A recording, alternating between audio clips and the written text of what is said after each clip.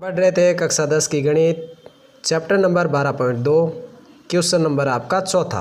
तो आइए देखते हैं इसका। हमने पहला जो सवाल किया था, अब आपके इसके साथ में आपको निकालना है सेकंड नंबर। तो देखिए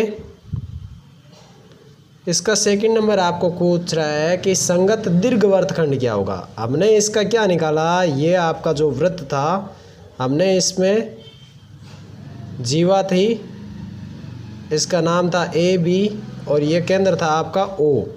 इससे जो ये भाग बना था हमने इसका मान निकाला था कि ये आपका जो लघु वृत्तखंड था। अब हमें इस भाग को छोड़ के जो ये बचा हुआ संपूर्ण भाग है, पूरा का पूरा भाग, ये हमें निकालना है दीर्घ भाग। तो देखिए जब दीर्घ भाग निकालेंगे तो इसका मान हमने किस कोण के बराबर लिया था, 90 डिग्री का। तो मान लेते हैं कि थीटा का मान हमने पहले क्या रखा था, 90।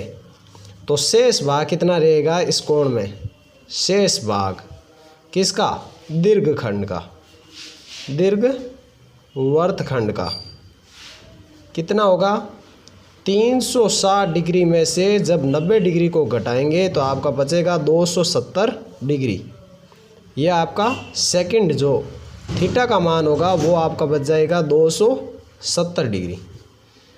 तो सूत्र लगाइए, पाई आर स्क्वायर थीटा बटा 360 डिग्री, क्योंकि हमें इस संपूर्ण भाग का क्या निकालना है, क्षेत्रफल निकालना है जो बचा है वो इस भाग का। तो हमारे मान रखेंगे इसमें पाई का मान आपको रखना है 3.14। आर का मान आपका समान हो गया, क्योंकि आर का मान आपको प्रश्न में दिया हुआ था, वो था आपका कितना, 10। और थीटा का मान अब क्या रखेंगे, जो नया कोण बना है दीर्घ का, 270 डिग्री बटा 360।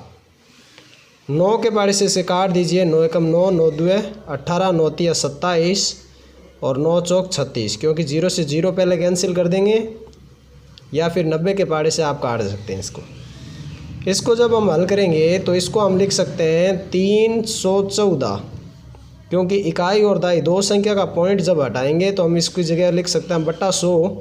10 × 10 आपका होता है 100 और नीचे आपके रह गए 4।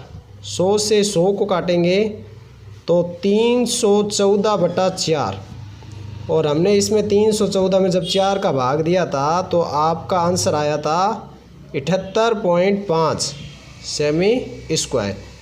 यानी कहने का अर्थ यह था कि संपूर्ण भाग का जो क्षेत्रफल था उसमें से हमने ये दीर्घवृत्तखंड का क्षेत्रफल हमने ज्ञात किया। तो ये आपका आंसर क्वेश्चन नंबर 4 आपका कंप्लीट हुआ।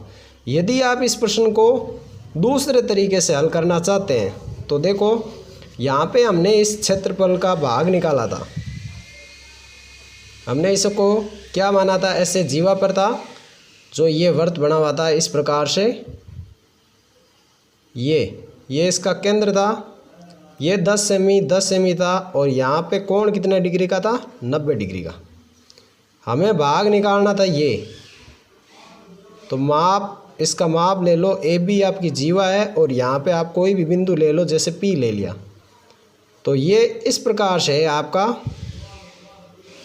यहाँ पे 90 डिग्री है तो ये 10 हो गया आधार और 10 ही हो गई इसकी ऊंचाई। हम सबसे पहले इस पूरे भाग का क्षेत्रफल निकालेंगे त्रिज्यीय खंड का।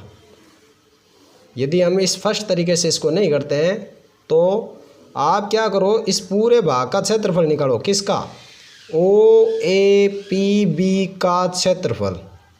उसमें से क्या घटा दो, त्रिभुज का क्षेत्रफल घटा दो। त्रिभुज कौन सा है, त्रिभुज ओ ए बी का।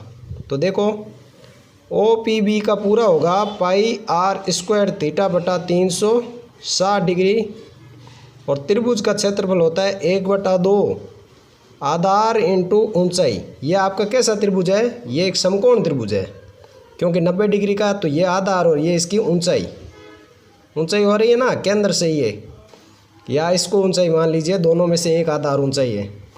जब हम इसका मान रखते हैं तो देखिए पाई आर स्क्वायर थीटा बटा 360 को जब हमने हल किया तो यहाँ पे आपको थीटा का मान कितना लेना है, 90।